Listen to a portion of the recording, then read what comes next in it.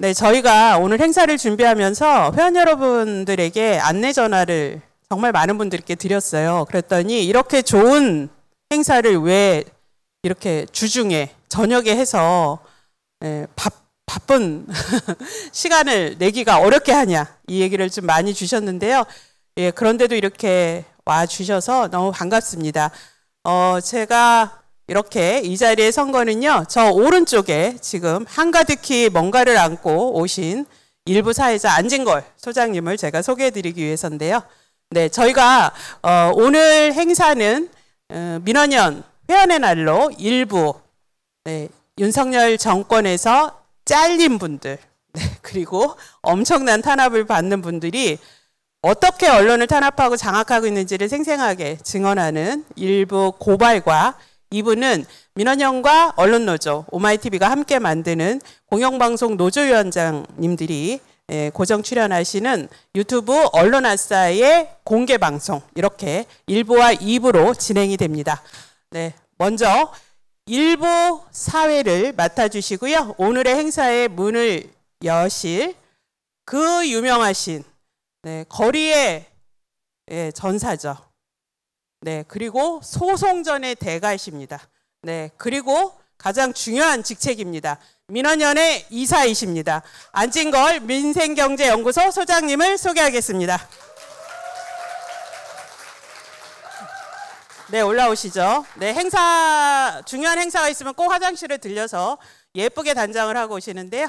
네, 거기 놓으시고요. 또 바리바리 싸들고 오셨습니다. 네, 제가 마이크를 넘기도록 하겠습니다. 네, 또 중요한 거. 네. 예, 시민 여러분, 민원연 회원 여러분, 안녕하십니까? 예,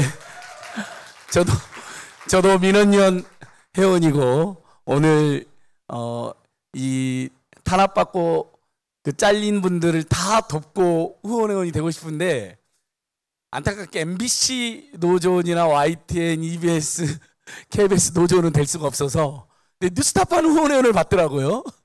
그리고 오늘 또 생방송을 해주시는 오마이뉴스도 후원회원을 받더라고요. 그래서 오마이뉴스, 뉴스타파, 민원연 동시에 후원회원인 안진걸입니다. 반갑습니다. 예. 이렇게 많은 시민님들을 만나고 또 회원님들 만나면 반가워서, 일단 사람이 소중하고 인연이 귀중하니까 저도 모르게 이렇게 막 웃음이 나옵니다. 그런데 오신 분들도 그렇고 저도 그렇고 사실 이렇게 마음 편하게 웃을 상황은 아니죠. 너무 날마다 너무 열이 받는데, 오늘 들어올 때도 우리 민원연에서 피켓도 주셨던 것 같아요. 저도 제가 피켓을 모으는 습관이 있거든요. 그래서 시민들이 지켜내자,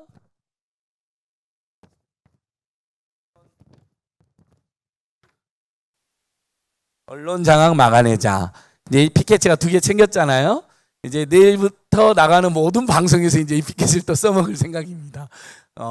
오늘 공영방송 노동조합 위원장님들과 민원연과 오마이뉴스랑 이런 행사를 했다라고 다시 한번 우리 공영방송 언론노조 공영방송 지부 선생님들과 뭐 여러 가지 좀 아쉬워하는 시민들의 목소리 있는 건 사실이지만, 그래도 우리가 지키고 우리가 연대하지 않으면 누가 지키고 연대하겠습니까? 그래서 더 큰 연대 투쟁을 함께 하자라고 호소도 한번 드려볼 생각입니다. 그리고 입구에서 지금 오마이뉴스가 오늘 생방송도 해주시는데, 또 이렇게 시민들을 위해서 다이어리 배포도 해주시고, 오늘 장소 노면 시민센터 후원회원, 또 민원연 후원회원, 오마이뉴스 후원회원 이렇게 권유하는 3개의 팜플렛이 들어있더라고요.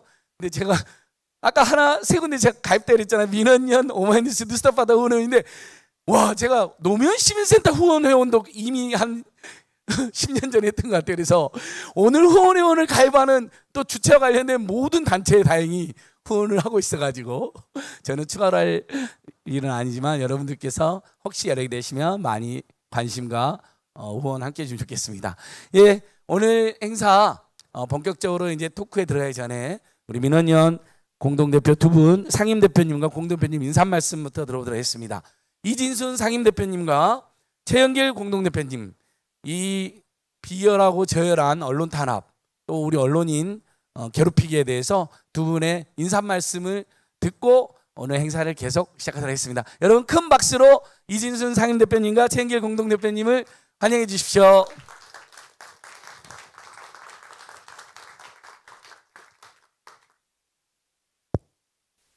예, 여러분 자리해 주셔서 감사합니다. 제가 민원연에서 일하면서 제가 모시는 가장 높은 분들이십니다. 우리 후원 회원님들 그리고 시민 여러분. 저희가 민원연 회원의 날 행사를 작년 한 10월쯤 가졌었어요. 이 장소에서 정태춘 선생님 모시고 공연도 듣고 토크도 하는 그런 시간을 가졌었는데 그날 저희가 새벽 4시까지 근처에서 제 최영길 대표님이랑 술을 마셨습니다. 그때가 TV조선 재승인 심사건 관련해서 막 수사가 시작될 즈음이라 이거 어째야 되지?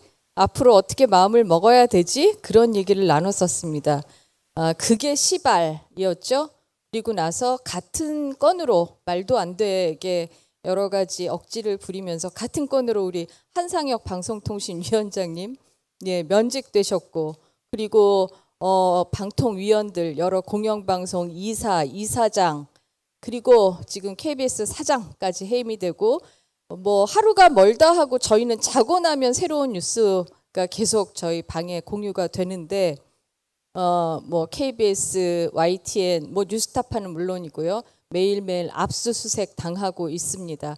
이런 상황에서 우리가 어떻게 이 난국을 타개해 나갈 것인가 머리를 맞대고 힘을 모으고 체념하고 포기하지 않을 수 있는 힘을 같이 모으는 그런 시간이 됐으면 좋겠습니다. 오늘 미리 사전에 질문 받아본 내용도 봤는데요. 다들 너무 많이 알고 계시고 이미 이해가 깊으시고 좋은 질문들 주셔서 저희 2부 행사도 좋은 토론 될 것 같고 지금 1부 안진걸 이사님이 진행하시는 이 토론회 통해서도 언론에서 들을 수 없었던 여러 가지 그 생생한 증언들 앞으로 고민들 함께 나누는 시간 됐으면 좋겠습니다. 여러분 감사합니다. 네. 네, 회원 여러분님 안녕하세요. 공동대표 맡고 있는 최은길이라고 합니다. 거의 1년 전인 것 같아요. 9월 23일 날짜를 잊지 않고 있는데요. 그날 이제 제 핸드폰과 이제 연구실이 이제 압수수색을 이제 당했었는데요. 그리고 이제 뭐 몇 주 뒤에 이 자리에서 회원의 날 행사를 했었습니다. 말씀 주신 것처럼 그날 새벽까지 술을 안 마실 수 없는 상황이었었습니다. 1년 뒤 이제 지지난주와 지난주 월요일 날 또 방문 뭐 안 가고 싶은 곳에 또 소환되어서 또 갔다 왔는데요. 제 아이폰이 이제 풀렸다는 이야기를 듣고 또 포렌식에 참석을 했었습니다. 많은 분들께 말씀드렸더니 정작 포렌식을 해야 될 그 누군가의 폰은 풀리지 않고 다른 이의 이제 폰을 이제 괴롭힌다 이런 이야기 주셨습니다. 1년 동안 많은 일들이 있었던 것 같아요. 그때도 굉장히 불안했지만 그때는 오히려 큰 물결의 전조였던 것 같습니다. 지금 정말 엄혹한 시기를 저희가 관통하고 있는데요.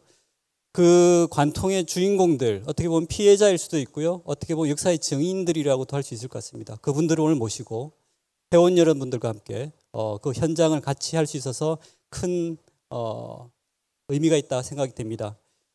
작년 이맘때 정태춘 선생님께서 이제 제 상황을 말씀드렸을 때 아무 말씀하지 않으시고 잘 버티십시오 이 말씀을 주셨습니다. 아마 정태춘 선생님께서 거쳐왔던 험난한 시간들 때문에 그런 무덤덤하지만 깊은 울림을 주는 어떤 위로의 말씀을 주시지 않았을까 생각됩니다. 그러한 마음을 모두 함께 하는 자리가 되었으면 합니다. 회원 여러분, 그리고 자리에 참석하신 시민 여러분, 부디 이 엄혹한 시간 함께 헤쳐나가는데 큰 힘이 되어 주시기 바랍니다. 감사합니다. 예, 힘차게 우리 언론 장악에 맞서서 선봉에 투쟁하신 이진순 선생님, 최은길 선생님께 다시 한 큰 박수 부탁드립니다. 그리고 2부 순서가 기다리고 있지만 저는 이분들 꼭 중간에 소개 순서는 없더라고요. 2부에 이분들이 나오시니까 그래도 먼저 소개해드리고 싶습니다. 우리 언론노조 강성원 KBS 본부장님, 그리고 이호찬 MBC 본부장님, 고한석 YTN 지부장님, 송지연 TBS 지부장님, 우리 송지연 지부장님은 아직 오고 계시네요. 세 분에게 다시 한번 뜨거운 동지와 응원의 박수 부탁드립니다. 예, 힘내십시오. 끝까지 함께 하겠습니다. 예전에 우리 돌마고 투쟁 기억나시죠, 여러분? 예, 그때보다 더 큰 돌마고로 돌마고 시즌2로 함께 했으면 좋겠습니다. 자, 그러면 오늘 본격적인 일부 토크를 시작하도록 했습니다. 지금 정말 탄압을 가장 온몸으로 받고 계신 분이죠. 먼저 우리 한상혁 전 방통위원장님 박수로 환영하겠습니다. 환영해 주십시오. 예, 정미정 이제는 전 EBS 이사님 앞으로 나와주시고요. 얼마 전에 압수수색까지 당한, 그걸 물론 막아냈지만 우리 최기훈 뉴스타파 기자님 앞으로 모시겠습니다. 여러분 큰 박수 계속 부탁드립니다.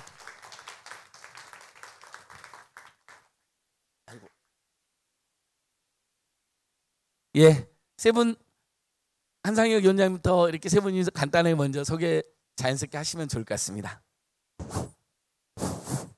들리십니까? 예, 인사드리겠습니다. 한상혁입니다.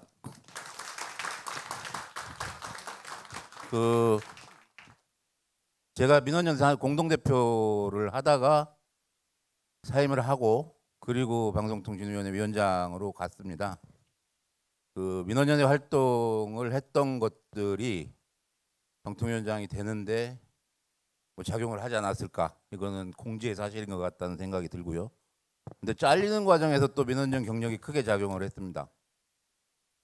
이번에 제가 기소되는 과정에서 이게 동기가 없잖아요. 근데 범행의 동기가 민원연의 활동을 했던 것, 그리고 민원연의 주장과 같은 생각을 하는 것, 이게 범행의 동기라고 공소장에 적시를 해놨더라고요. 그래서 민원연 덕분에 방통위원장이 되고 민원연 덕분에 방통위원장에서 잘렸습니다. 앞으로 좀 자주 뵙는 이런 계기가 됐으면 합니다. 앞으로 자주 뵙겠습니다. 감사합니다.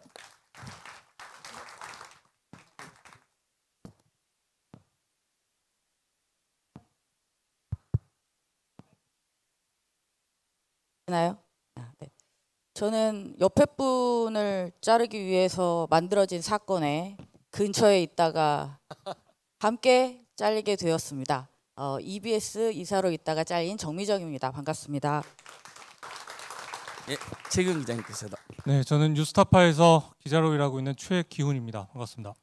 네, 원래 영상부터 보고 세 분을 소개시켜드려야 되는데 정말 다 우리의 투쟁이 사람이 하는 일이고 또 우리가 그 사람들을 지켜야 되잖아요. 그래서 제가 세 분 먼저 우리 시민 여러분과 또 지금 현재 생방송으로 보는 오마이TV, 그리고 민원연TV, 안진걸TV 등이 지금 다 생방송 수천 명이 들어와서 보고 계시네요. 제가 확인해 보니까요. 그래서 사람이 귀하니까 먼저 소개부터 했습니다. 그러면 이제 우리 민원연이 정성껏 만든 망언 현실이 된다. 영상으로 보는 윤석열 정권의 언론 탄압을 함께 보시겠습니다. 가전 못된 짓 다 하는데 혹시 저희도 이렇게 그 떨어져 천병 볼까요? 중에 천병이 바로 언론 노조입니다. 여러분, 국민 속이고 여기서 같이 보시죠. 거짓 공작으로 세뇌해 왔습니다. 여러분,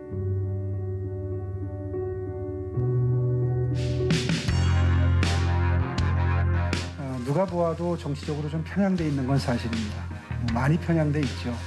특정 정당, 그중에서도 특정 계파 지지를 선언하는 사람이 대표적인 프로그램을 진행하고 있고요. 가결되었음을 선포합니다. 정치적 편향성을 주장하며 국민의힘 서울시 의원 전원이 발의한 이른바 TBS 지원 중단 조례안이 서울시의회 상임위에 이어 본회의를 통과했습니다. 이것이야말로 제한된 권력을 넘어서는 언론 탄압으로 가는 명백한 월권입니다. 공기업들이 30% 이상의 지분을 보유하면서 경영과 보도에 개입하지 않아 YTN은 준공영방송으로 분류됐습니다. 마사회는 YTN 주식 지분을 팔겠다는 방침을 기재부에 다시 제출한 것으로 파악됐습니다. 비핵심 자산을 매각하자, 그런 것을 갖고 공공기관이 자산 지분을 갖고 있을 이유가 없다. YTN 노동조합은 성명을 통해 강압에 의한 졸속 매각이라며 진짜 의도는 언론 장악이라고 비판했습니다. 필요 없는 사람까지 다 배석시켜서 국무회의를 할 필요가 있나 하는 생각은 있습니다. 한상혁 방통위원장과 솜방망이 생활을 일견하고 있는 정현주 방심위원장은 이에 대한 책임을 지고 사퇴할 것을 촉구합니다. 한상혁 방통통신위원장에 대해서 피의자로 입건했다라는 소식이 추가로 전해졌습니다. 방통위원장을 기소됐다는 이유만으로 면직한 건 유례를 찾기 어려울 뿐 아니라 그 자체로 위법, 심지어 위헌 소지가 있다는 지적이 나옵니다. 검찰은 4차례 방통위를 압수수색하고 직원 수십 명을 조사했지만 점수 조작을 지시했다는 의혹을 밝혀내지 못했습니다. 윤석열 대통령이 한상혁 방통위원장을 면직했습니다. 인사혁신처가 지난 23일 한 위원장에 대해 면직 전 청문 절차를 진행한 데 이어 대통령실로 청문 조서와 의견서를 보냈고 윤 대통령은 지체 없이 퇴가했습니다. 사실상 경질입니다. 민주당과 민노총이 장악한 KBS가 공영방송의 공적 책무를 스스로 짓밟고 국민 동의 없이 수신료로 조세 갈취 정책을 하겠다는 발상부터가 국민은 안중에도 없는 것입니다. 국무회의에서 정부는 국민 불편 해소를 수신료 분리징수 이유로 들었습니다. 수신료와 전기요금을 같이 걷는 방식이 불편하다는 건데 별다른 토론 없이 시행령 개정안은 국무회의에서 의결됐습니다. 해외 순방 중인 윤석열 대통령은 현지 일과 시작 직후 이를 재가했습니다. KBS 이사회가 오늘 오전 김희철 사장에 대한 해임 제청안을 의결한 데 이어 윤석열 대통령이 곧바로 이를 재가하면서 김 사장의 해임이 확정됐습니다. 김희철 사장은 해임에 이를 만큼 큰 잘못을 했다고 생각하지 않는다며 법적 대응을 예고했습니다. MBC 취재진의 전용기 탑승을 불허하기로 결정했습니다. 민주당과 언론단체들은 정부의 실정의 책임을 언론에 돌리는 보복 행위이자 언론 통제라고 반발했습니다. 지금 다시 한번 들어봐 주십시오. 국회에서 승인 안 해주고 날리면 이라고 되어 있습니다. 그러나 대통령의 외교 활동을 왜곡하고 거짓으로 동맹을 이간하는 것이야말로 국익 자해 행위입니다. 그런 가짜 뉴스로 이간질하려고 아주 악의적인 그런 행태를 보였기 때문에 MBC 광고 제품 불매 운동에 동참하고 있는 분들은 삼성과 여러 기업들이 MBC에 광고로 동력을 제공하는 것을 즉각 중단해야 하며 이는 선택이 아닌 의무라고 역설합니다. MBC 사장과 방송문화진흥회 이사장의 사퇴를 거듭 압박했습니다. MBC가 북한의 조선중앙방송보다 더 심하다는 비난과 함께 인신 공격성 발언도 잇따랐습니다. 공정방송에 대해서 그냥 모르는 채 모르쇠로 하고 있는 겁니까? 본 것만 다 먹고? MBC 간부 중에 민주노총 산하 언론노조 소속이 많다며 좌파 노영방송이자 동종교배란 표현까지 등장했습니다. 이렇게 동종교배로 해서 살아남는 조직, 국가, 인간, 식물 없습니다. 이러니까 MBC가 문제가 있는 거죠. 제가 1995년 MBC에서 기자로 일한 이후 뉴스룸에 경찰이 들어온 장면을 저는 오늘 처음 봤습니다. 둘러만 보고 돌아갔다고는 하지만 언론사의 취재 공간에 수사 인력이 들어오는 것 자체가 충격이었습니다. 검찰이 작년 대선을 앞두고 윤석열 후보의 검사 시절 수사 무마 의혹을 보도한 뉴스타파와 JTBC를 전격 압수수색했습니다. 피해자 윤석열을 비방할 목적으로 공공연히 거짓 사실을 드러내 피해자 윤석열의 명예를 훼손했다고 적혔습니다. 언론자유 침탈하는 윤석열 정부 유탄한다! 유탄한다! 유탄한다! 윤석열 정부의 방송통신 분야 국정과제를 추진할 적임자라고. 이 후보자가 이명박 정부 청와대 대변인일 때 대변인실이 이 정권의 협조적인 언론인을 따로 분류해 관리하고 또 정권에 유리한 기사를 기획해서 보도 협조를 요청했다는 문건이 확인됐습니다. 윤석열 대통령이 오늘 오후 이동관 방송통신위원장에게 임명장을 수여했습니다. 방통위는 당분간 여당 추천 이상인 상임위원과 2인 체제로 운영될 것으로 보입니다. 가짜 뉴스를 고의로 기획하고 시나리오를 만들고 행동하는 이런 매체에 대해서는 저는 폐간을 고민해야 된다. 그것이 바로 원스트라이크 아웃의 최종 단계입니다. 강력한 규제로서 이른바 원스트라이크 아웃 제도가 언론 자유를 위축시킬 수 있다는 우려에 대한 질문에도 강경한 입장을 밝혔습니다. 한편으로는 언론 탄압이라는 프레임에 너무 위축이 돼서 제대로 할 역할을 못한 부분이 있지 않나. 그래서 그런 면에서는 당당하게 대응하겠습니다. 방송 대상 시상식이 열렸습니다. 해마다 우수한 방송 프로그램들에 대해서 시상을 하는 자리인데 시상식이 생긴 이후 처음으로 MBC와 KBS의 사장은 초청장조차 받지를 못했습니다. 이번 정부 들어서 해직된 방송기관장들은 언론 쿠데타를 중단하라고 촉구했습니다. 언론노조는 이 위원장이 위헌적 직무집행과 방송법 위반, 직권남용을 하고 있다며 즉각 사퇴를 촉구했습니다.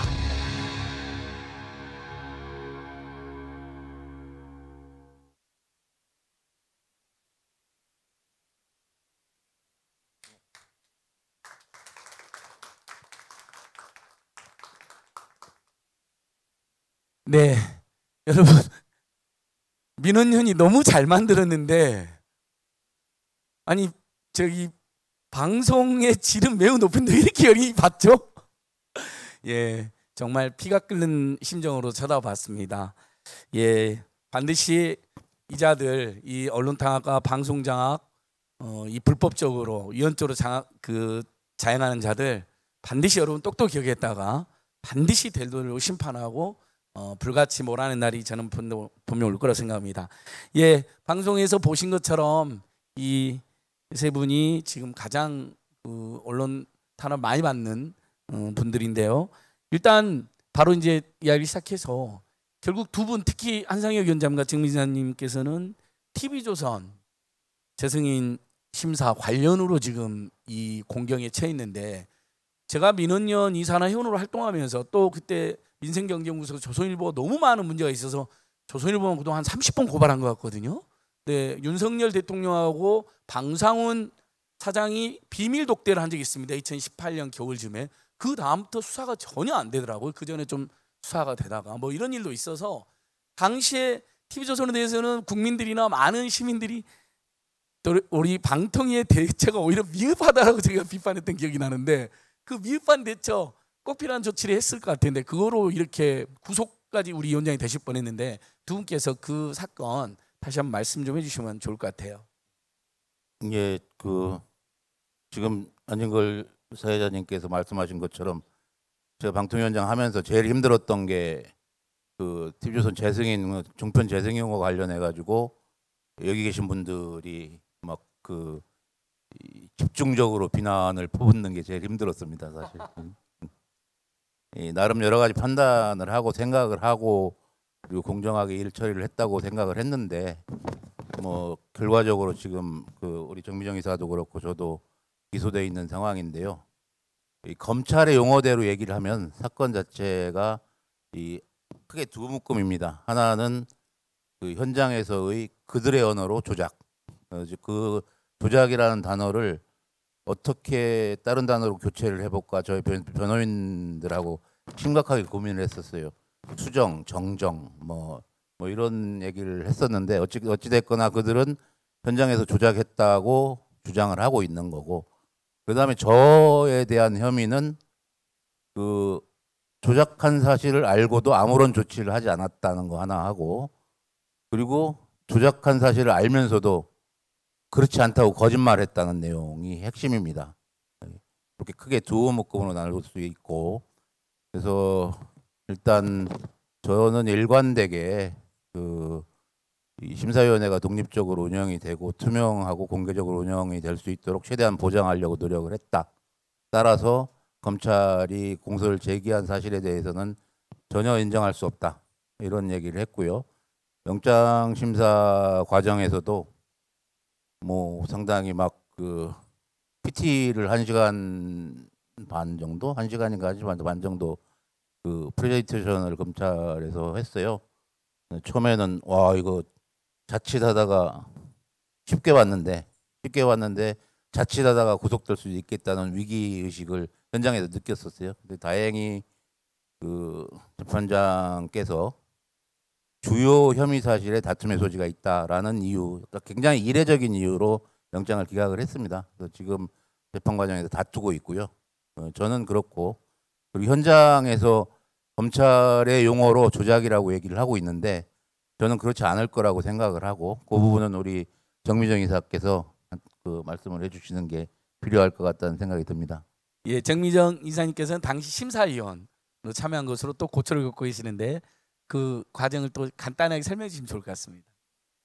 네, 저는 2020년 3월 당시에 TV조선을 포함한 4개 방송사 재승인 심사에 심사위원으로 참여를 했었습니다.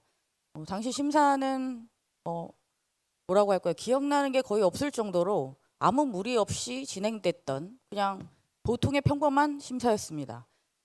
그리고 제가 좀 말씀드리고 싶은 거는 2020년 3월이 혹시 기억나세요? 사실 어제 일도 잘 기억이 안 나는데 그 몇 년 전 일이 뭐 이렇게 잘 기억이 나겠습니까? 사람들이 저한테 물어보더라고요. 근데 왜 하필이면 TV조선의 공정성 항목을 어쨌든 고친 거 아니냐. 왜 하필이면 그것을 고쳤냐. 근데 그때 당시를 떠올리면 하나도 이상할 게 없습니다. 왜냐하면 2020년 3월이 기억이 안 나시면 2020년 4월을 생각하시면 됩니다. 당시에 총선 결과가 어떻게 나왔었는지. 그러니까 그만큼 당시 대중들의 TV조선을 향한 분노는 어마어마했었습니다. 방통위가 그때 모았던 시청자들의 TV조선에 대한 의견은 정말 제가 입에 담을 수 없을 정도로 거칠고 날이 서 있었습니다. 근데 제가 밖에서 전문가로서 항상 재승인 심사를 바라볼 때와 제가 심사를 할 땐 또 많이 다르더라고요. 제가 지금도 후회하는 것은 나는 그때 왜 그렇게 높은 점수를 주었던가 라는 부분입니다. 그리고 실제로 심사를 하면서도 그게 항상 계속 찝찝했어요. 아무리 생각해도 너무 높은 점수를 주었던 것 같은데 그러다 보니까 이제 고치게 된 거였죠. 아주 그냥 자연스러운 거였습니다. 그리고 지금 이렇게 매도당하고 있는 상황이 되었습니다. 하지만 2020년 3월과 4월을 다시 한번 생각해 본다면 TV조선이 조건부 재승인을 받은 일은 하나도 이상할 게 없는 너무나도 자연스러운 일이었다. 그리고 오히려 위원장께서도 말씀하셨지만 전 위원장께서도 말씀하셨지만 오히려 우리는 점수를 너무 많이 주었다라고 구박을 받았었죠. 그리고 저는 그것을 계속 후회해 왔었습니다. 예, 두 분 말씀이 맞는 것 같습니다. 당시에 MBN과 TV조선 둘 중에 하나는 반드시 정말 너무나 많은 사회적 무리를 있기 때문에 재승인 심사에서 탈락해야 된다라고 TV조선 앞으로 MBN 앞으로 막 쫓아다니면서 데모하고 왜 이렇게 방통위가 제대로 안 하냐고 압박하고 욕한 게 바로 저거든요. 근데 이렇게 막 민원연이나 오히려 친정단체들이나 언론개혁단체들이 엄청나게 그걸 촉구하고 압박했어도 오히려 그런 결과가 나오지는 않았잖아요. 그것은 지금도 저는 저희들 많은 분들이나 저나 미흡하다고 생각할 수 있겠지만 아마 심사위원회에서는 그걸 억지로 고의로 할 수는 없는 거기 때문에 두 분께서 나름대로 객관적으로 진행했을 거라 오히려 이게 공정하게 진행한 증거 반증이 되지 않나 또 이런 생각도 해봅니다. 필요하면 재판에 저희들이 증인으로 나갈까요? 예. 근데 이제 지금 재판이 진행 중이니까 재판 진행 중에서 어려우신 부분이 없는지 간단하게 고초를 겪고 있으니까 한 말씀. 예. 저는 뭐 그 한 20년간 변호사 생활을 하면서 이 변호사석에서 재판을 진행해 왔었어요. 근데 갑자기 피고인석으로 옮겨가지고 재판을 받고 있기 때문에 뭐 내용이나 이런 부분에서 대응하는 거는 우리 변호인들에서 상의해서 잘 하고 있는데 이게 어찌됐거나 그 한간에서 그 평가하는 것도 그렇고 제 생각에도 그 정권이 바뀌고 나서 제가 그 자리에 계속 이 자리에 앉아 있는 것 때문에 이런 일이 벌어지지 않았는가 하는 이런 생각이 들어요. 그래서 이 방통위에서 20, 30년간 공무원 생활을 하셨던 분들이 이 구속이 됐다가 지금 보석으로 나오셔가지고 재판을 받고 있고 그분들 신분 문제와 이 형사처벌 문제가 같이 엮여 있어가지고 매우 어려움을 당하고 계실 거라고 생각을 합니다. 그리고 정미정 박사도 계시지만 그 심사위원장을 맡아주셨던 윤석열 교수님 이런 분들 굉장히 어려움을 겪고 계셔서 이게 혹여 저 때문에 벌어진 일이 아닌가 하는 이런 생각 때문에 간혹 자다가 버쩍버쩍 깨기도 하는 상황입니다. 근데 한편으로는 뭐 꼭 그런 건 아닐 것이다. 뭐 제가 일찍 그만뒀어도 이런 얘기 결과적으로 이런 일이 벌어졌을 것이다라는 생각을 하면서 스스로 위안은 하고는 있지만 어찌됐거나 저는 다른 부분들은 다 뭐 헤쳐나가고 할 수 있겠는데 이 과정에서 이 불이익을 받고 어려움을 겪고 계신 분들 때문에 많이 아픕니다. 예, 맞습니다. 아마 같이 일했던 동료 우리 공무원들 특히 그 늘공 말고 어공 선생님들까지 막 구속이 되고 그러면 너무 가슴 아프고 답답할 것 같고 미안할 것 같습니다. 잘못 안 했어도 나 때문에 우리 때문에 저분들이 인생을 지금 너무나 큰 고통을 겪으니까 충분히 이해가 되고요. 정미정 이사님께서는 아마 형사재판은 처음이신가요? 아니면 처음입니다. 그러니까 그 피고인으로 재판받는 게 조사받을 때부터 아주 피곤하고 고통스러운 일이거든요. 네, 그렇죠. 저는 뭐 수십 번 받아봤는데 지금도 경찰 얼마 전에 극우단체가 고발해가지고 또 경찰 조사 마포구경찰서 강동경찰서 두 군데서 받았는데 얼마나 짜증나 힘든지 모르겠어요. 정말로 지긋지긋해요. 이제 그 이런 검경 수사 받는 게. 근데 처음 받으면 더 떨리고 힘들거든요. 그래서 혹시 그 과정에서 어려운 일이 있었다거나. 저는 이 모든 일은 판사위원장님 때문은 아니라는 부분은 분명히 하고 싶습니다. 절대 아닙니다. 네네. 근데 그런 생각을 하실 거라는 생각이 들어요. 그게 힘듭니다. 그러니까 그렇게 이게 우리가 무엇을 잘못해서 이렇게 된 게 아니지 않습니까? 이 일은 누구 때문인지 우리 모두 알고 있습니다. 윤석열 대통령을 포함한 현재 정부 때문입니다. 위원장님 때문이 아니죠. 그리고 그렇게 무도하게 쫓아내려고 하는데 그럼 그렇게 내 발로 내려와야 된다고 생각하지 않습니다. 그 과정에서 벌어진 이 일들은 우리가 또 최선을 다해서 감당해 나가면 된다고 생각하고 저도 최선을 다해서 감당하고자 하고 있습니다. 사실 또 가장 힘든 건 그거죠. 정치적인 목적에 의해서 조작된 사건임이 분명함에도 불구하고 범죄자로 매도당하고 그것이 너무 당연시되어 버리는 현실, 그 모욕감이 사실 가장 힘듭니다. 네, 두 분께서 담담하게 이야기해 주셨는데 또 불굴의 의지가 느껴집니다. 우리 두 분께 특별하게 또 한번 박수 보내주시면 고맙겠습니다. 예, 더 힘내셔야 됩니다. 예, 우리 최균 기자님, 뉴스타파 응원회원으로서 함께해서 영광이고 보람인데요. 정말 뉴스타파가 지금 시내 여러분 현수막 보셨죠? 국민의힘이 뉴스타파의 명예 홍보대사가 돼가지고요. 전국에 조작 뉴스타파라고 이제 적어놓은 거예요. 그 사건을 잘 모르는 분들도 이제 뉴스타파는 다 알게 되는 거죠. 그래서 한편은 고맙기도 하고 아주 열받기도 했는데 이제 아는 분들 다 알지만 기자님께서 다시 한번 왜 지금 검찰 압수수색까지 받는 지경이 됐는지 간단하게 설명 한번 해주시면 좋을 것 같습니다. 지금 플래카드 말씀하시니까 제가 재밌는 얘기를 드리면 초창기에 사람들이 뉴스타파를 모르니까 우리가 버스 같은데 시내버스에 뉴스타파를 좀 이렇게 그 영화 홍보하듯이 붙이면 시민들이 좀 아는데 도움이 되지 않겠냐 이렇게 해봤는데 돈이 꽤 많이 들더라고요. 그래서 야 이거 안 되겠다 그러고 접은 적이 있었는데 주말에 어머니 모시고 가족들끼리 이제 차를 타고 가는데 앞에 조작 뉴스타파란 플래카드가 대문짝만 이렇게 걸려 있어가지고 야 뉴스타파가 하고 싶어도 돈이 없어서 못했던 거를 국민의힘이 해주는구나 하고 참 고맙다는 생각이 들었습니다. 저희가 압수수색 영장을 받아봤는데 그 피해자 윤석열이라고 돼 있더라고요. 그래서 변호인이랑 저희 기자들이 물었죠.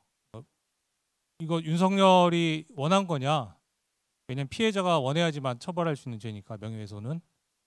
윤석열한테 의사를 확인했느냐? 그랬더니 말을 안 하더라고요. 그러더니 앞에 있던 부장검사가 우리가 그걸 말해야 될 의무는 없다. 아니 그걸 원하는지 안 했는지를 확인해야 우리가 이거를 협조를 해줄지 안 해줄지 할 거 아니냐 그랬더니 문맥 그대로 이해하시면 됩니다 이러더라고요. 그거는 이제 어느 정도 피해자 윤석열이 원했을 수 있음을 이제 암시한 거죠. 영장에 보면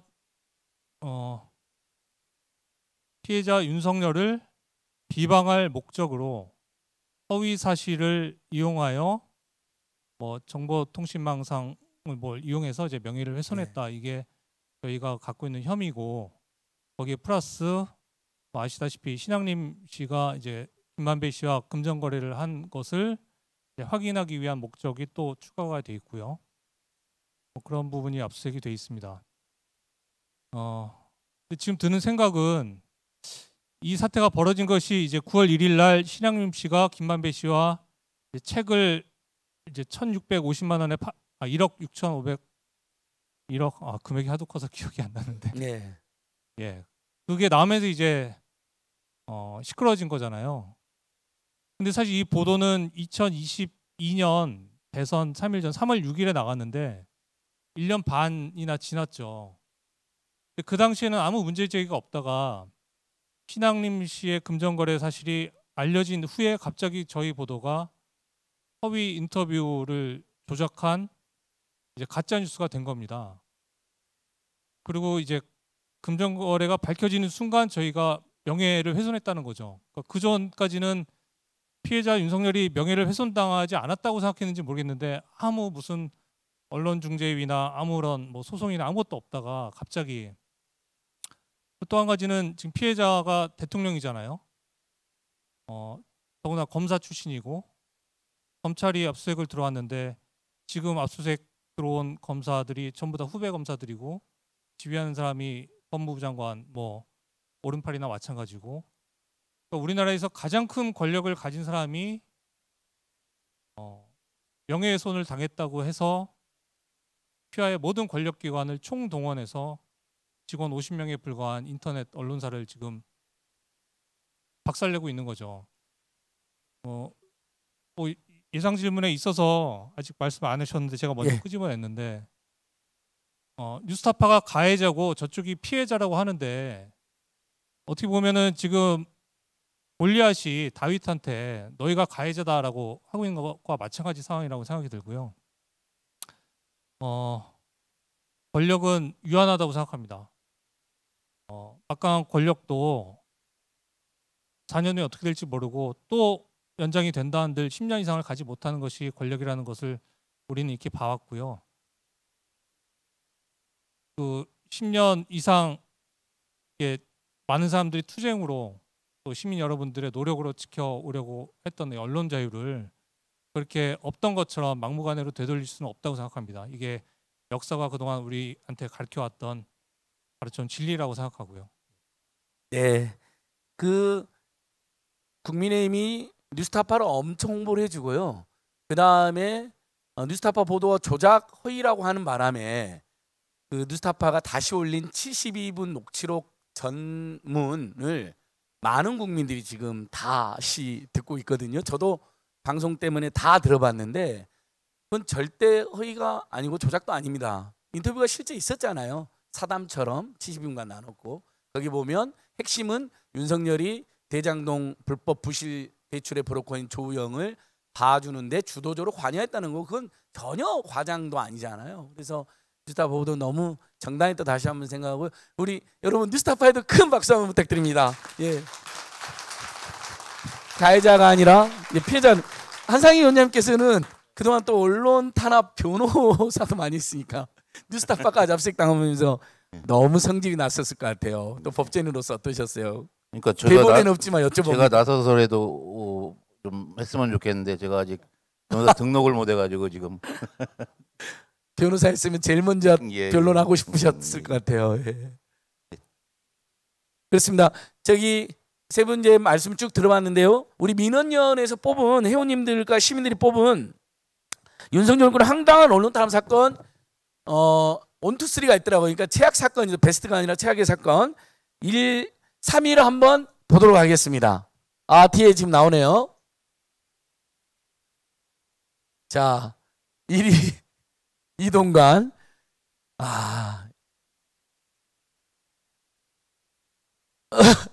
그 사진에 좀 이렇게 X나 이런 거 조금 처리해 주시면 안 될까요? 그게 크게 뭐 인격을 침해하지 않는 범위 내에서 아니면 윤석열한테 이렇게 이걸로 좀 대체해 줬으면 좋겠어요. 그동안 어느 국무위원도 하지 않은 짓거리 이 짓거리를 윤석열한테 국민을 배반하고 윤석열을 충성한다는 자 1등이고요. 2등도 한번 보여주시죠. 예. 뭐 너무나 유명한 사건이죠. 사실 이걸로 국민의힘이 MBC를 항의방으로 기자 압수하고 그다음에 여기 빠졌네요. 표현이 MBC를 고발까지 했습니다, 여러분. 그래서 저희가 언론단체와 민생경영가 MBC를 고발한 게 무고다. 바이든이라는 거 뻔히 알면서 날리면 조작하고 고발했다 해서 무고로 저희가 고발해서 서울 사이버 수사에서 지금 수사하고 있거든요. 근데 역시 경찰이 처음에는 열심히 하는 것 같았는데 그걸 감감무소식입니다. 그냥 그런 소식도 알려드리고요. 3위 한번 보시. 공동이의가 있습니다. 역시 MBC와 관련된 내용입니다. 뭐 기가 막히고 너무 충격적인 일이었죠. 3위로 넘어가 주실래요? 공동이의가 있으니까 4위. 예, 개별 수신료 분리고지. 역시 이것도 너무나 졸속으로 황당히 진행됐습니다. 계속 5위도 있나요? 예, 5위. 위원장님 봐주셔야 됩니다. 아쉽게. 5등이 돼서 아쉬운가요? 예. 영광입니다. 예. 그 다음에 6위부터도 나오나요? 5위까지만 나오는 거죠? 예. 그러면 아무튼 또 우리 민원연 회원님들께서 잘 뽑아주셨는데, 요 1위부터 5위 보신 소감 간단하게 어떻습니까? 한상희 위원장님은 본인이 5등이어서 영광이라는. 네, 영광입니다. 어쨌거나요. 실제로 지금 언론 탄압과 장악이라는 표현을 쓰시고 계신데 저는 이 넘어설까봐 두렵습니다. 지금요. 사실 이 수신료 분리징수 문제도 이게 자칫하면 공영방송의 재원 기반을 무너뜨릴 수 있는 이런 것들이고요. 그리고 그런 것들이 시대가 바뀌고 미디어 환경이 바뀌어가지고 필요성이 있다면 논의를 했어야죠. 논의도 안 하고 느닷없이 그렇게 하는데 또 국민 상대로 사기를 쳤어요. 이게 마치 분리고지 하면은 돈을 수신료 안 내도 되는 것처럼 이렇게 체납되잖아요. 안 내면요. 그냥요. 뭐 이런 문제들 해서 굉장히 어려움이 있고 요즘 뭐 진행되는 내용들 보면은 이 기본적으로 금도가 있었던 것 같아요. 그 전에는요. 최소한 이런 선은 안 넘어야 되는 금도가 있었는데 지금 요즘 벌어지는 일들은 뭐 이전에 상상도 못했던 일들이 벌어져서 이게 계속 되면은 단순히 특정 정권의 언론 탄압, 언론 장악 문제가 아니고 자칫하면은 공영방송을 비롯한 이 언론 환경 자체가 무너지지 않을까. 그래서 결과적으로 회생하기 어려운 상황이 닥치지 않을까 이런 이 두려움도 느끼고 있는 상황입니다. 그래서 이걸 어떻게든 누군가는 나서서 해결해야 되는 문제이고 그렇기 때문에 이 자리에 모이신 거라고 생각을 합니다. 네, 기사님께서도 1위에서 5위 보시면서 어떤 뭐 특별히 덧붙일 말씀은 없지만 저도 그게 두렵습니다. 저것은 분명히 곧 갱신될 겁니다. 5위에서 오래 계시지 못할 것 같습니다. 네. 그 최기영 기자님께서 아마 이 우리 회원분들 설문조사할 때 뉴스타파 압수수색 전이지 않았을까 싶어서 아마 뉴스타파 압수수색이라는 추격 사건이 빠진 것 같은데 뭐 2일, 5위 사이쯤에 있을 것 같거든요. 어때 지금 시민들께서 후원이나 응원 전화나 제가 이제 뉴스타파 개인적으로 압수수색까지 당했잖아요. 개인 기자님들이 봉지욱 기자님, 한상 기자님. 뭐 최근에도 저희들 같이 작업하는 것도 있어서 걱정돼 전화했더니 시민들 후원이나 응원 전화나 뭐 모금도 막 늘어나고 있다고 어떻습니까? 네, 뭐 후원 하신 분들이 많이 늘고 있습니다. 근데 저는 이거 보니까 데자뷰 같은 생각이 드는데 이거 사실 제가 이전에 YTN 있을 때 다 겪었던 일이거든요. 뉴스타파 기자들이 지금 집에 압수수색 당하고 한 것들도 YTN 있었을 때 다 겪었던 일들이고 아직 이제 현실화되지는 않았지만 2007년, 8년, 뭐 2012년까지 언론사들 파업도 있었고 그 와중에 해직된 사람들도 있었고 그러다가 이제 뉴스타파가 만들어지게 된 것도 그때 해직된 기자들이 모여서 만들어진 거 아닙니까? 그게 벌써 한 10몇 년 전입니다. 근데 요즘 사태 이렇게 똑같이 또 되풀이된 걸 보면서 저희 기자들하고 그런 얘기를 해요. 시간은 강산이 한번 변할 정도로 흘렀는데 이 언론 지형은 진짜 한 발짝도 더 나아가지 못했다. 똑같은 일이 다 되풀이된 걸 보고서 정말 한탄스러운 심정입니다. 여러분들 아마 여기 계신 분들 보시니까 다 그 당시 기억하실 것 같은데 우리 사회가 이 정도 수준이란 걸 보고서 이거 누구 책임인가? 왜 우리는 단 한 발짝도 나가지 못하고 또다시 이 10년 전에 겪었던 일들, 압수수색과 모르겠어요. 좀 있으면 또 누가 구속영장 치고 구속되는 사람이 생길지도 모릅니다. 수갑 차고 깜빵에 가는 언론인들이 생길 수도 있어요. 저 지상파 공영방송 사장들은 분명히 또 바뀌겠죠. 뭐 시민들이 또 촛불을 들지 어떨지 모르겠지만 똑같은 일을 10년 사이에 또 해야 되는 그 정도 수준인 겁니다. 우리나라가. 과연 우리의 책임은 없는지, 왜 우리는 이 정도밖에 발전시키지 못했는지 한번 깊게 이번 기회에 윤석열 물론 욕해야죠. 정말 나쁜 정권입니다. 듣도 보도 못한 정말 나쁜 정권이고 아마 이 언론 자유 주스를 또 이제 꼬라박게 만들 주범은 분명한데 이 욕하다가 끝낼 게 아니고 왜 우리는 10년 전의 상황을 또다시 되풀이되게 만들었는가를 좀 한번 고민해서 이 10년 후에 우리 또 후배 세대들에게는 다시는 이런 상황을 되물림 해주지 않도록 정말 대못을 박을 수 있는 방안이 뭔지를 거기까지도 좀 고민해봐야 되지 않는가. 그래야 10년 후에 또 이 일부터 이런 일이 정말 이게 보니까 정말 이 데자뷰처럼 흘러가는데 옛날 생각이 나서 좀 잠시 좀 욱해서 말씀드렸습니다. 예. 맞습니다. 최기훈 기자의 말씀이 아주 무겁습니다. 무겁고 지난 혹시 진보 개혁성의 정부 때 이 언론의 공공성이나 방송의 독립성은 아예 누구도 건드릴 수 없는 어떤 법과 제도적 장치를 더 잘해놨으면 어땠을까 하는 이런 아쉬움도 자연스럽게 또 들기도 하네요. 그래서 원래 이제 세 분 공통 질문이었는데 최기훈 기자님께서 자연스럽게 이야기해 주셨는데 어떻게 해야 이런 악순환을 막을 수 있을까요? 노정면 전 그 아이텐 노조원님 구속됐을 때 저도 막 아이텐 앞에 가고 막 시민들과 함께 막 항의했던 기억도 나고 그 노정면 전 노조원장님이 해필이면 그 양평군 강상면에 살고 계셔가지고요 고속도로 게이트 투쟁을 하는데 갑자기 네가 거기서 나와 강상면 주민으로 나와가지고 이 고속도로는 우리 동네로 오면 안 됩니다 해주시는데 얼마나 저한테 또 큰 힘이 됐든지 아무튼 그런 또 특별한 인연이 있었습니다. 최근에도 뵀었는데요. 위원장님, 이사님, 최 기자 어떻게 하면 이런 악순환 막을 수 있을까요? 이 어떤 의도로 질문하시는지 잘 알겠습니다. 근데 그 질문 내용에 그 정권이 바뀔 때마다 매번 반복된다 이런 표현이 있는 것 같은데 제 기억으로 되돌려 보면은요 예전에는 그 정권에서 당연히 정권이 바뀌면은 인사권을 행사해서 자기하고 같은 생각을 갖는 사람 또는 뭐 심지어 나쁘게 얘기하면 말도 안 듣는 사람 이런 사람들을 그 중요한 지위에 앉히고 싶어하는 게 인지상정이겠죠. 그리고 그런 부분들이 현실적으로 진행이 돼 왔고요. 근데 그 이전에는 예를 들어서 정치 권력이 특정인을 이 방송사 사장이나 경영진으로 임명을 했을 때 안에서 반대가 거세면은 보수 정권이고 진보 정권이고 관계없이 스스로 물러나거나 아니면은 지명을 철회하거나 이런 일들이 예전에는 있었어요. 근데 언젠가 그렇지 않더라고요. 그게 아마 제가 박문진 이사 할 때부터였다는 생각이 드는데 이게 이런 거에서 뭔가 그 지혜를 찾아야 되지 않나 싶습니다. 지금 아까 우리 최 기자님도 말씀하셨던 대못을 박는다, 법제도를 만든다 이런 말씀을 하셨는데 제가 박문진 이사할 때 독일의 CDF를 가가지고 거기서 나름대로 선진적인 제도를 가지고 있잖아요.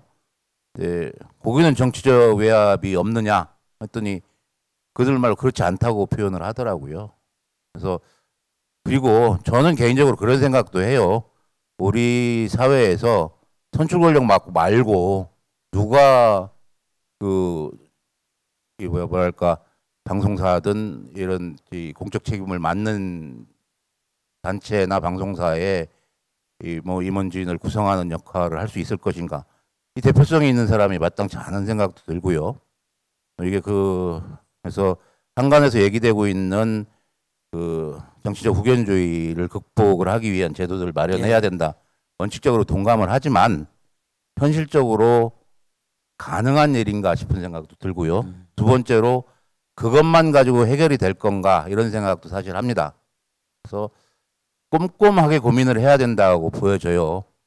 예를 들면은 그 편성의 독립성, 보도의 독립성을 보장하기 위한 단협이나 이런 것들이 일단 꼼꼼하게 제정이 되면은 그 부분이 해소되고 해제하기까지는 어쨌거나 일정 기간은 버텨줘야 되는 상황, 그게 유지될 수 있는 상황이 있을 수밖에 없는 부분이기 때문에 이 지금 지금 법안도 올라가 있고 많은 분들이 정치적 후견주의를 극복을 하기 위한 그 법 개정, 방송법 개정을 해야 된다라는 주장을 하시고 저도 상당 부분 공감을 하는 측면이 없지 않아 있지만 그것만 갖고 해결되지도 않고 또 그거가 모든 문제를 해결해주는 대안이 될 수도 없다. 그래서 보다 더 중요한 것들은 그 구체적인 하나하나의 취재 과정, 보도 과정에서 독립성을 확보를 하기 위한 아주 세밀하고 이 상세한 그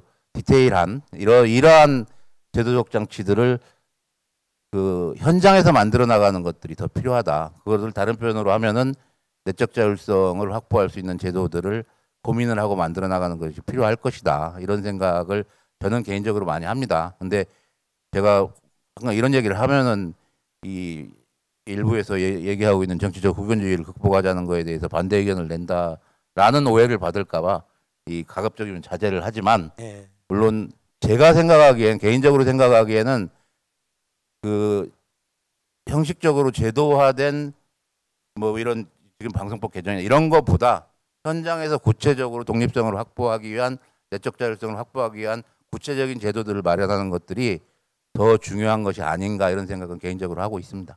예, 뭐 이렇게 이제 수십 년 저희가 언론개혁 또 방송 독립 공공성 하다 보면 이제 주로 우리 언론 노조하고 민원연 또 언론개혁연대의 주장과 대안들을 많이 청취했고 또 그것들이 제일 맞다고 생각합니다. 근데 이제 디테일하게 들어가 보면 약간의 그 강조점이 다른 경우도 있더라고요. 근데 오늘은 뭐 그런 토론까지는 하기 어렵지만 한상혁 전 위원장님도 정치 후견주의도 극복하고 뭐 우리가 이제 대한의제 특별 다수 이사제 같은 것도 있을 거고 그러나 우리 내부에서도 좀 더 완벽하고 꼼꼼한 장치를 만들어야 된다는 제안을 주신 거로 이해를 하고 이사님께서도 이렇게 쭉 학자로서 연구해 왔으니까 어떻게 하면 좋을까요? 저는 첫 번째로 강조하고 싶은 것은요.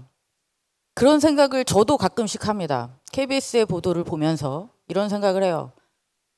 정말 못마땅합니다. 그러니까 저 못마땅한 언론사가 망해도 싸지 라는 생각을 하기도 합니다. 네. 근데 중요한 건 언론사가 망하는 게 아니라는 거죠. 그 시스템이 망가짐으로써 결국 피해를 입는 것은 망한 언론사가 아니라 우리라는 겁니다. 그러니까 이게 참 어떻게 보면 억울하지만 그게 사실인 건 또 부인할 수가 없을 것 같습니다. 그 못마땅한 언론사가 제대로 된 방향으로 자리 잡을 수 있도록 하는 것이 최선이지 그 못마땅한 언론사 이 기회에 그냥 망해버려라 라고 했을 때 가장 피해를 보는 것은 우리다 라는 것을 저는 일단 첫 번째 기억을 해야 된다라는 생각이 들고요. 그다음에 법 제도적인 정비는 물론 중요합니다. 그리고 이전에 왜 그것을 못했던 못했더냐 뭐 이런 뭐 한탄과 비난과 뭐 후회와 뭐 이런 것도 이제 많이 있습니다만 앞으로도 법 제도적인 개선은 해야겠죠. 근데 저희가 지금 목도하고 있는 현실은 그 법 제도가 있는데도 불구하고 이 무도한 자들이 얼마나 쉽게 그것을 망가뜨리는가를 또한 우리는 확인할 수 있습니다. 그렇다면 법 제도만으로는 안 된다는 거죠. 그리고 그 법 제도를 개선해서 우리는 무엇을 바라는가라고 생각한다면 저는 매우 강력한 공영 미디어를 만들어야 한다라고 생각합니다. 결국 돌고 돌아서 원점으로 다시 돌아오는 거죠. 꼬리를 물고 그게 어떤 제도적인 결함이 있더라도 그다음에 대중들의 어떤 비난을 받더라도 그다음에 그 과정이 아무리 힘들더라도 어떤 식으로든 그곳을 향해서 나아가려는 우리의 움직임이 가장 중요하고 그렇게 해서 우리가 얻게 된 공영 미디어는 이 무도한 권력이 법과 제도를 무시하고 이렇게 마음대로 구는 것을 막아줄 수 있을 것이라고 저는 생각합니다. 네, 알겠습니다. 아무튼 박수를 쳐주는 확실히 쳐주시죠. 이사님의 진정성이 잘 느껴집니다. 최기훈 기자님께서도 YTN 사태부터 쭉 보셨으니까 어떤 안이 제일 좋을까요? 또는 뭐 그러니까 한두 가지 안. 한성혁 위원장님은 행정가로서 그리고 이제 정 박사님은 학자로서 이렇게 좋은 말씀 해주셨는데요. 현업 기자로서 제가 말씀드리고 싶은 거는 정권 바뀌고 나서 이제 청와대 출입 기자들한테 들어보면 용산에서 이제 비서실에 그런 얘기를 한대요. 저기는 이제 우리 편 됐고, 저기는 아직 아니야. 저긴 비협조적이야. 저기는 더 손 좀 봐야 돼. 이런 얘기를 스스럼 없이 한답니다. 그러니까 이제 우호적이면은 우리 편이야 이렇게 생각하고 좀 삐딱하게 M이나 K처럼 이렇게 하면은 저기는 혼내줘야 돼 이렇게 사장 갈아치워야 돼 이렇게 생각한다는 거죠. 2018년에요. 문재인 정부 때 가짜뉴스 규제 법안을 만든다고 정부에서 추진한 적이 있었습니다. 그때 민원연에서 반대한다. 언론의 자유 침해할 소지가 높다. 반대했었죠. 요즘 윤석열 정부가 가짜뉴스 규제 법제화 방안을 오늘도 공청회에서 나왔고 그런 얘기들이 나옵니다. 민원연이나 이런 언론 시민단체들에서는 계속 반대하죠. 언론 자유에 침해할 소지가 높다. 권력은요. 권력을 쥐는 순간 말 듣지 않는 언론은 손을 보고 싶어하는 그 권력의 특성이 있는 것 같아요. 어느 정권이든지 간에. 왜냐하면 행정 권력을 동원해서 기관을 동원해서 규제할 수 있는 수단이 너무나 많기 때문에 그 유혹에 빠질 수밖에 없는 것이죠. 저는 이 권력이 언론기관을 손에 넣고 싶어하는 이 본능적인 유혹을 법적으로 차단하지 않는 이상 이거는 선의에 기대해서는 아무것도 될 수가 없는 문제라고 생각합니다. 그걸 여실히 목도하고 있는 거고요. 그래서 아까 데모질 말씀드렸는데 정말 다음 정권 누가 잡을지 모르는 그런 상황에서 여야가 합의할 수 있도록 시민단체들이나 현업단체, 기자들 압력을 가해가지고 정말 공정한 룰을 정치적 후견주의를 끊을 수 있는 공정한 룰을 만들도록 압력을 가해서 법제화시키는 것, 저는 이것부터 좀 시작하는 게 좋지 않을까라는 생각을 조심스럽게 하고 있습니다.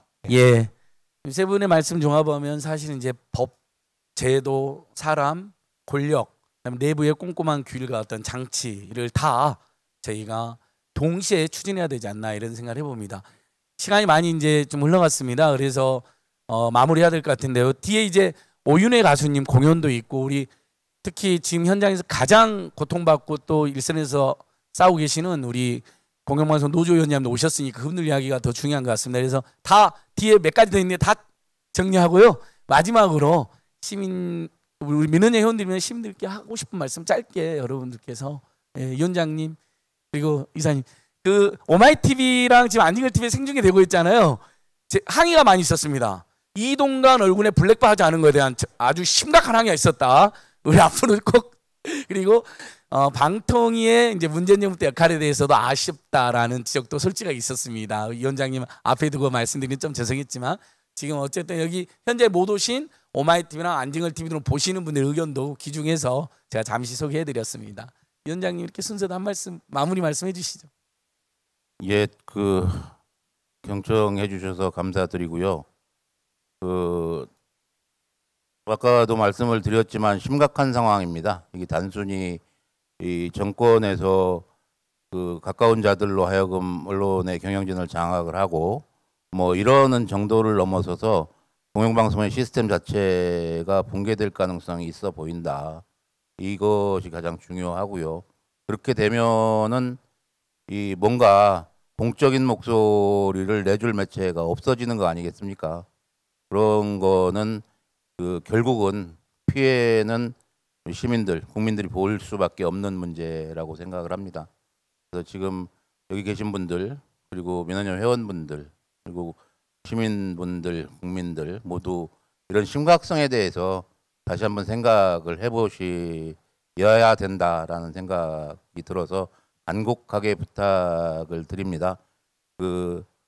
공영방송이 무너지면 언론이 무너지고 언론이 무너지면은 민주주의가 붕괴한다라는 것들은 필연적인 수순이라는 생각이 들어서 이 부분을 어떻게든 제가 있는 현장에서 막아내고 하기 위한 노력들을 다 함께 해주셨으면 감사드리겠다 이런 말씀을 마지막으로 드리고 싶습니다.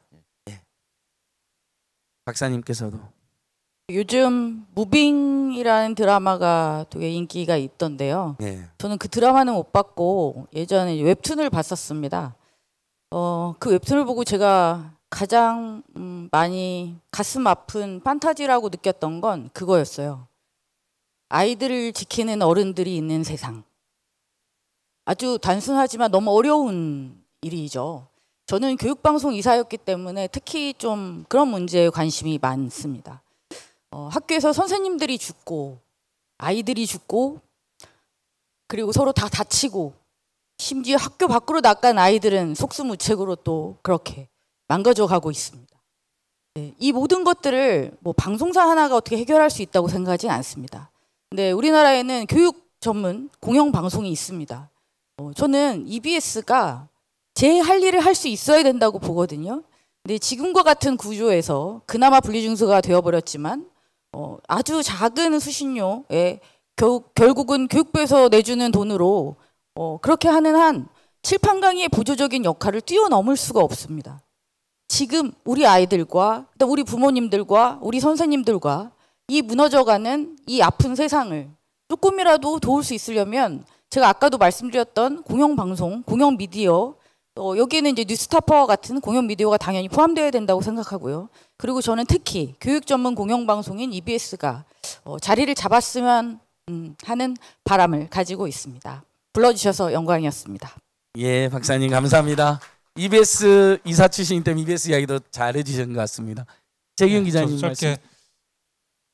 KBS가 그 수신료 분리징수 됐을 때 KBS 기자들 보면 야 너 이제 어떡하냐 그러면 그러게 뭐 좀 이따 또 박문진 또 뭐 이사 바꾼다고 MBC한테 야 너 MBC 어떠냐 괜찮냐 그러면 죽겠어 뭐 이럽니다. MBC 기자들. 좀 이따가 K랑 M 기자들이 저희한테 야 너희 괜찮아? 야 몰라 어떻게 되겠지. 좀 이따 뭐 또 YTN 또 분리 뭐 매각한다고 또 야 Y 괜찮아? 그러면 다들 이렇게 서로 돌아가면서 걱정해주는 그런 상황인데 사실 언론사 뭐 기자들이 뭐 힘이 있습니까? 저희가 가진 게 펜대랑 마이크랑 카메라밖에 없죠. 저희들이 이제 그래도 좀 믿고 힘을 쓸 수 있는 거는 지켜봐 주시는 시민 여러분들 때문이라고 생각하거든요. 여러분들이 없으면 저희가 뭐 아무것도 아니죠. 뭐 저희가 뭐 물리력이 됩니까? 뭐가 됩니까? 이렇게 뭐 탄압이라면 탄압이고 이런데 윤석열 정부한테 탄압을 받는 이 언론들이 저는 그 생각을 해요. 그래도 나름 권력 감시 이런 역할을 제대로 해오긴 해왔었나 보다. 그러니까 권력이 저렇게 싫어하는구나. 이제 그런 면에 있어서 그래 우리는 잘해왔다 이렇게 자의를 하고 하는데 여러분들도 그렇게 좀 생각해 주시고 믿고 신뢰를 가지고 계속 지켜봐 주셨으면 하는 바람입니다. 예, 감사합니다. 예, 맞습니다. 우리 최기훈 기자님 마지막 말씀 매우 인상적입니다. 지금 가장 모멸과 모욕과 탄압을 받는 그리고 고초를 겪는 우리 이제 공영방송사나 독립언론사로서 제가 이니셜로 보니까 EBS, MBC, KBS, TBS, YTN, 뉴스타파, EMK, TYN 이렇게 이제 제가 혼자 적어놨는데 예전에 돌마고는 이제 마봉춘과 고봉순이라는 한계가 있었잖아요. 이제 이것을 우리 민원연과 언론노조랑 또 저희 많은 민간 시민단체들이 또 이렇게 뜻 있는 선생님들하고 EMK, TYN을 어떻게 지킬 것인가. 오늘 저는 2부에서는 그 결의가 됐으면 좋겠습니다. 그래서 거대한 공동투쟁기구, 거대한 연대 대응기구를 EMK, TYN과 함께하자. 뭔가 좀 그럴싸한 이름을 저도 한번 더 만들어 보겠습니다. 그래서 그걸 오늘 우리가 결의를 하면 좋지 않을까 싶습니다. 그 결의로 오늘 1부는 이렇게 마치고 다 같이 오늘 피켓팅해서 우리 1부 오신 선생님들하고 사진도 한번 사진도 한번 찍고 또 오윤혜 가수님의 특별 공연 그리고 2부 순서로 자연스럽게 넘어가도록 했습니다.